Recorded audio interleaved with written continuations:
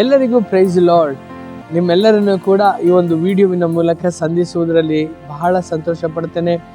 ನಿಮ್ಮೆಲ್ಲರಿಗೂ ಕೂಡ ಈ ಒಂದು ದೇವರ ವಾಕ್ಯಗಳು ಪ್ರತಿ ದಿನವೂ ಕೂಡ ಉತ್ಸಾಹವನ್ನು ಸಂತೋಷವನ್ನು ಕೊಡ್ತದೆ ಎಂಬುದಾಗಿ ನಾ ಕರ್ತನಲ್ಲಿ ನಂಬ್ತೇನೆ.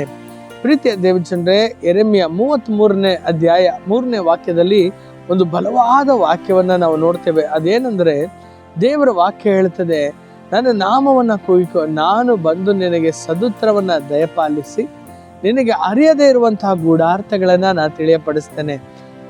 ದೇವರ ಮಕ್ಕಳಾಗಿರುವಂತಹ ನಾವು ತಂದೆಯ ಹೃದಯವನ್ನು ಅರಿತುಕೊಳ್ಳುವುದಕ್ಕಾಗಿ ನಾವು ಕರೆಯಲ್ಪಟ್ಟವರು.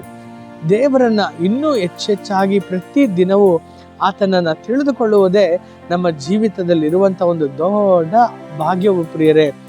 ನಾವು ಅನೇಕ ಸಮಯದಲ್ಲಿ ನಾವು ತಿಳಿದಿರುವಂಥ ಆ ಒಂದು ಕಾರ್ಯಗಳನ್ನು ನಾವು ನಂಬಿ ಅಷ್ಟರಲ್ಲೇ ನಾವು ಬದುಕ್ತೇವೆ. ಆದುದರಿಂದಲೇ ನಮ್ಮ ಆತ್ಮಿಕ ಜೀವನ ಯಾವಾಗಲೂ ಕೂಡ ತಣ್ಣಗಾಗಿ ಕಾಣಲ್ಪಡ್ತದೆ. ದೇವರು ಹೇಳ್ತಾರೆ, ನೀನು ಬೆಚ್ಚಗೂ ತಣ್ಣಗೂ ಇಲ್ಲದೆ ಇರುವುದರಿಂದ ನಾನು ಹುಗುಳಿ ಬಿಡುತ್ತೇನೆ ಎಂಬುದಾಗಿ ದೇವರ ವಾಕ್ಯವು ಮಾತನಾಡುವಂಥದ್ದನ್ನು ನಾವು ನೋಡ್ತೇವೆ ಅಲ್ವಾ? ಅದೇ ರೀತಿಯಲ್ಲೇ ಪ್ರಿಯರೇ, ಅನೇಕ ಸಮಯದಲ್ಲಿ ನಾವು ದೇವರನ್ನು ಇನ್ನೂ ಹೆಚ್ಚಾಗಿ ತಿಳಿದುಕೊಂಡು ಹೆಚ್ಚಾಗಿ ನಾವು ನಡೆಯುವುದಕ್ಕಾಗಿಯೇ ದೇವರು ನಮ್ಮನ್ನ ಒಬ್ಬೊಬ್ಬರನ್ನ ಕರೆದಿದ್ದಾರೆ. ಹಾಗಾದರೆ ನಾವು ಏನು ಮಾಡಬೇಕು? ಪ್ರತಿ ಮುಂಜಾನೆಯೂ ಕೂಡ ಆತನ ನಾಮವನ್ನು ನಾವು ಕೂಗಬೇಕು, ಆತನ ಸಮ್ಮುಖವನ್ನು ಹುಡುಕಿ ಬರಬೇಕು.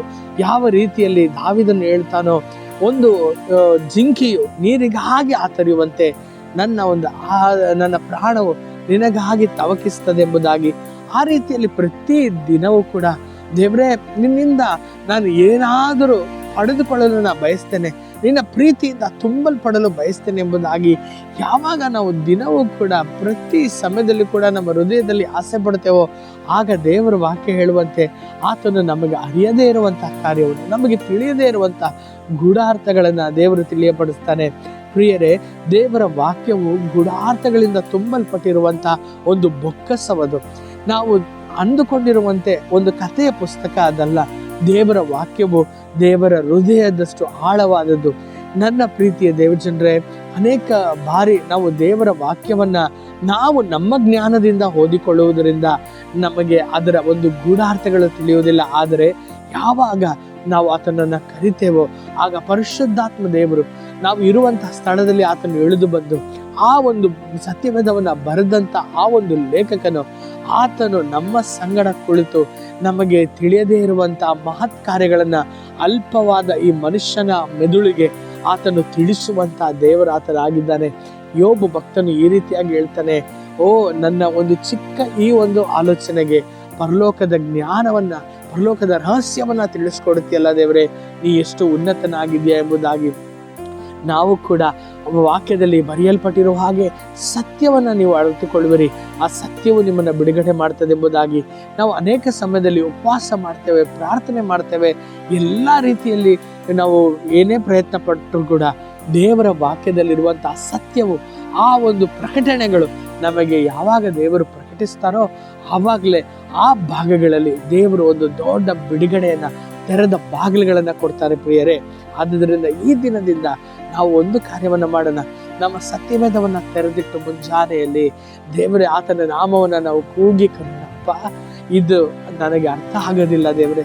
ಅನೇಕ ಜನರು ನನಗೆ ಕರೆ ಮಾಡಿ ಹೇಳ್ತಾರೆ, ನಾನು ತುಂಬ ಓದಬೇಕಂತ ಆಸೆ ಬೈಬಲ್ನ, ಆದರೆ ನನಗೆ ಅರ್ಥ ಆಗೋದಿಲ್ಲ, ನಾನು ಏನು ಮಾಡಲಿ ಎಂಬುದಾಗಿ. ಹೌದು ಪ್ರಿಯರೇ, ಇದು ಮನುಷ್ಯನ ಜ್ಞಾನಕ್ಕೆ ಮೀರಿರುವಂಥ ಒಂದು ಜ್ಞಾನವೇ ಸರಿ.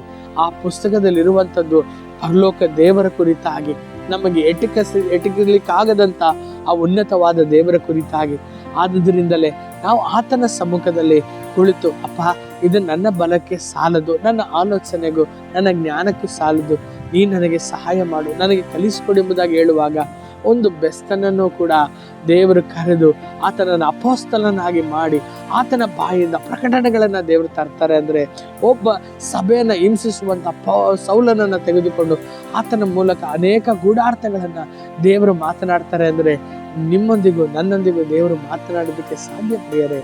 ಈ ದಿನ ನಾವು ಒಂದು ತೀರ್ಮಾನ ಮಾಡೋಣ, ದೇವರೇ, ನನಗೆ ನಿನ್ನ ಪ್ರಸನ್ನತೆಯಲ್ಲಿಯೇ ನಿನ್ನ ವಾಕ್ಯದ ಅರ್ಥವನ್ನು ತಿಳಿದುಕೊಳ್ಳುವಂಥ ಆ ಭಾಗ್ಯವನ್ನು ದಯಪಾಲಿಸುವುದಾಗಿ ಪ್ರಾರ್ಥನೆ ಮಾಡೋಣವೇ. ತಂದೆಯಾದ ದೇವರೇ, ಯೇಸುವಿನ ನಾಮದಲ್ಲಿ ನೀನು ವಾಗ್ದಾನ ಮಾಡಿರುವಂತೆ ನಿನ್ನ ನಾಮವನ್ನು ಕರೆಯುವ ಪ್ರತಿಯೊಂದು ನಿನ್ನ ಮಕ್ಕಳಿಗೂ ದೇವರೇ ನೀನು ಮಾತನಾಡು ಅಪ್ಪ. ಅರಿಯದೇ ಇರುವಂಥ, ತಿಳಿಯದೇ ಇರುವಂಥ ಕಾರ್ಯಗಳನ್ನು ನೀನು ಗೋಚರಪಡಿಸು ದೇವರೇ. ಅಪ್ಪ, ನಿನ್ನ ಆತ್ಮನು ನಮಗೆ ಬೆಳಕಾಗಿದ್ದು ಅಪ್ಪ ಪ್ರತಿಯೊಂದು ವಿಷಯಗಳನ್ನು ನಮಗೆ ತಿಳಿಯಪಡಿಸಲಿ ಎಂಬುದಾಗಿ ನಾವು ಪ್ರಾರ್ಥಿಸ್ತೇವೆ. ಯೇಸುವಿನ ನಾಮದಲ್ಲಿ ತಿಳಿದುಕೊಳ್ಳುವಂಥ, ಪ್ರಕಟವಾಗುವಂಥ ಒಂದೊಂದು ಸತ್ಯದಿಂದಲೂ ಒಬ್ಬೊಬ್ಬರ ಜೀವಿತದಲ್ಲಿ ಬಿಡುಗಡೆಯು ಉಂಟಾಗಲಿ, ಸ್ವಸ್ಥತೆ ಉಂಟಾಗಲಿ ಎಂಬುದಾಗಿ ನಾವು ಪ್ರಾರ್ಥಿಸ್ತೇವೆ ದೇವರೇ. ಪ್ರತಿನಿತ್ಯವೂ ಕೂಡ ಅಪ್ಪ ಒಂದು ಸತ್ಯವೇದವನ್ನು ಕಥೆಯಾಗಿ ಓದದಂತೆ ಅಪ್ಪ ಅದು ದೇವರ ಕಣ್ಣುಗಳಿಂದ ಅದನ್ನು ನಾವು ಕಾಣುವಂತೆ, ದೇವರ ಹೃದಯದಿಂದ ಅದನ್ನು ನಾವು ತಿಳಿದುಕೊಳ್ಳುವಂತೆ ನೀ ಸಹಾಯ ಮಾಡು. ನೀ ಹಾಗೆ ಮಾಡುವುದಕ್ಕಾಗಿ ಸ್ತೋತ್ರ. ಯೇಸುವಿನ ನಾಮದಲ್ಲಿ ತಂದೆಗೆ ಆಮೆನ್. ಕರ್ತನು ನಿಮ್ಮನ್ನು ಹೇರಳವಾಗಿ ಆಶೀರ್ವದಿಸಲಿ. ಮತ್ತೆ ನಾಳೆ ನಿಮ್ಮನ್ನು ಸಂಧಿಸ್ತೇನೆ. ಆಮೆನ್.